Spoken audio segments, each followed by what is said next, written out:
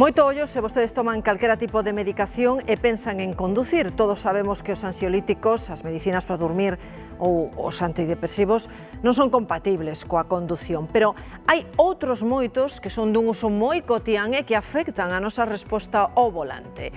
Da lista que publica a DXT destacamos, por exemplo, os analxésicos, os medicamentos contra a dor que poden dar sono, os antialérxicos e os antihistamínicos tamén poden dar somnolencia. Da diabetes poden provocar mareos e tratamentos contra as doenzas nos ollos, porque nos poden dificultar a visión. Máis cuidado aínda deben ter as persoas que toman varios destes medicamentos á vez.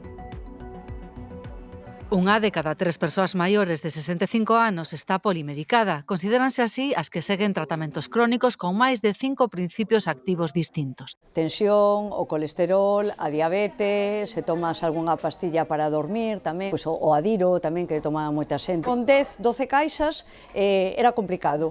Natalia rexenta unha das farmacias adheridas ao programa do Sergas que financia estes dispensadores de medicamentos que preparan nas reboticas para cada paciente.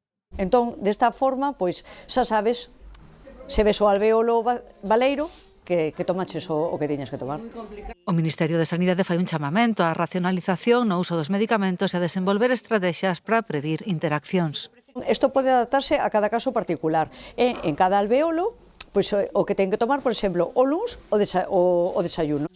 E máis datos curiosos, a porcentaxe de polimedicados é maior nas mulleres. Sobe do 45% no caso dos maiores de 85 anos, pero volve baixar ao 30% por riba dos 95.